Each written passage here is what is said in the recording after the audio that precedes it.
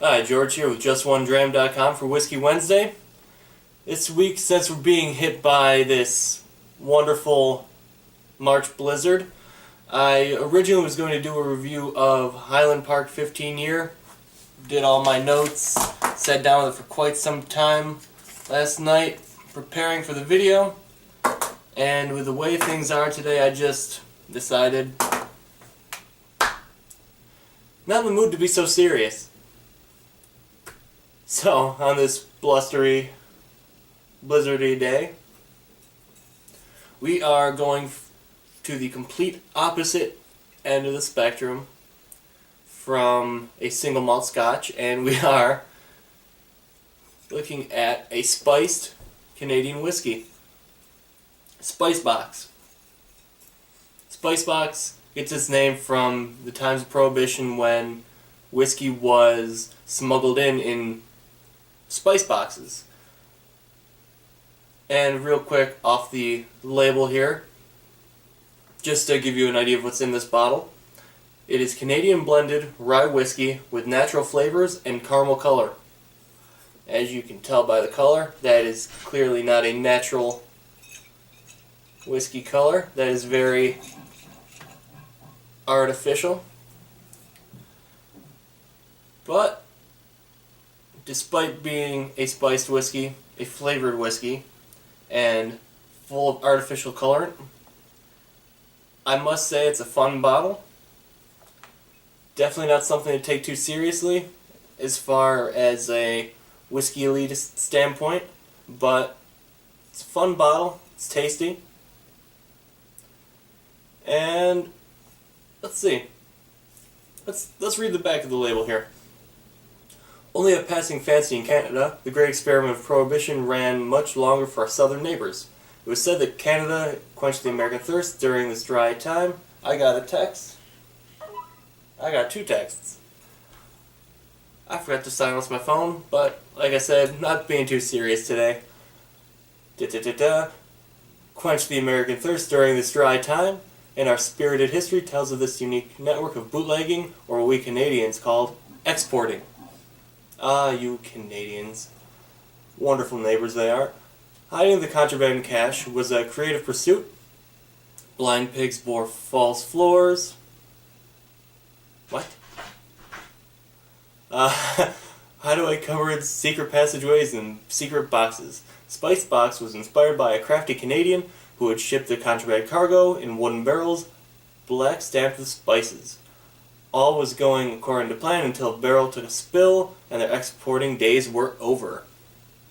The rye whiskey in our blend emerges on the palate with notes of pepper and fruit, and is complemented with hints of vanilla and dried spices in this exceptionally smooth blend. Made with blended rye whiskey, aged at least 3 years.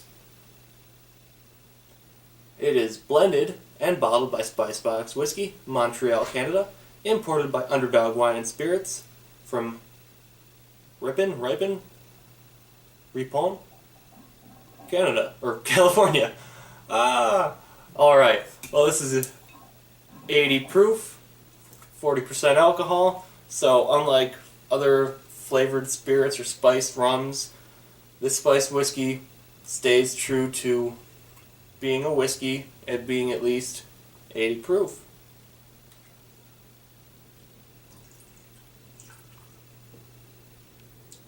Being a little liberal with the pour today. Not going anywhere anytime soon. Let's see. As we read earlier, they claim note on the palate, notes of pepper and fruit, complemented with hints of vanilla and dried spices. I have never noticed the pepper before, but we'll see.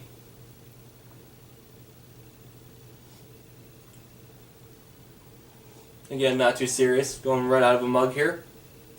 Late Late Show with Craig Ferguson mug. Excellent little tagline there. Tomorrow's just a future yesterday. Too true. On the nose, you get a lot of vanilla. Cinnamon, nutmeg. Tons of vanilla. Definitely getting some caramel too from the caramel coloring in there.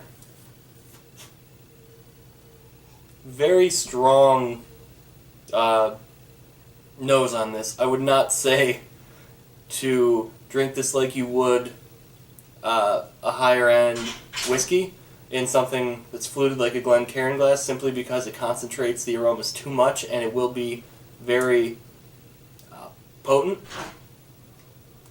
But, one second. And we're back. Where was I? Aha.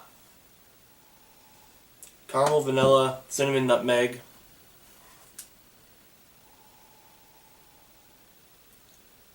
Very sweet. Not really getting much of the 3-year-old rye in there. It's drowned out by the spices, flavors, and colorant. Never mind, there's a little rye, fruity, and spiciness on the back there.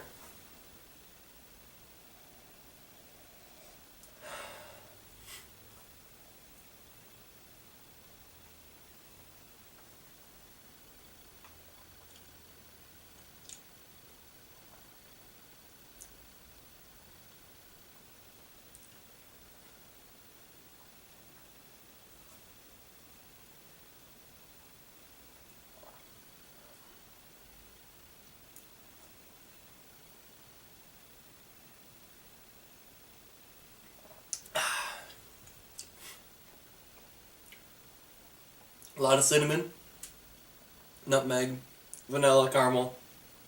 Same things as on the nose. Not so much getting the pepper they mentioned on the bottle, but that's okay. Definitely getting the dried spices, the cinnamon, nutmeg, clove, things of that nature. Baking spices.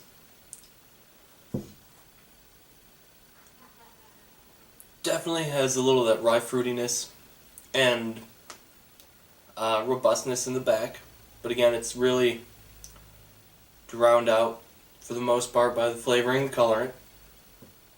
Finish is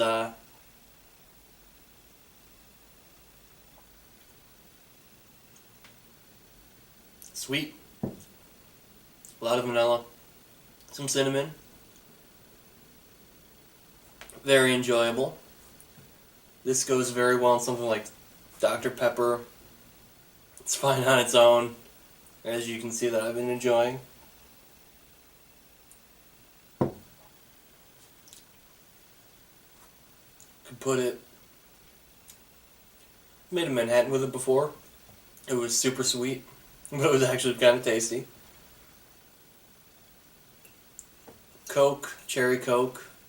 I'm sorry, cola, or cherry cola. Coffee.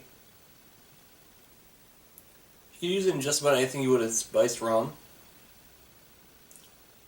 And it's great on a cold day like today. If you don't plan on going anywhere, you could probably pretty easily take down a bottle of this on your own in a day. Not that I would recommend doing such a thing.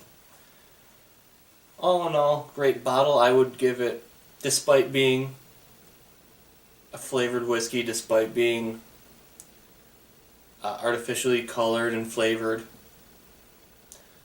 gonna have to give it an 88. Very enjoyable bottle, like it a lot, and it's perfect for those days you don't want to take yourself too seriously.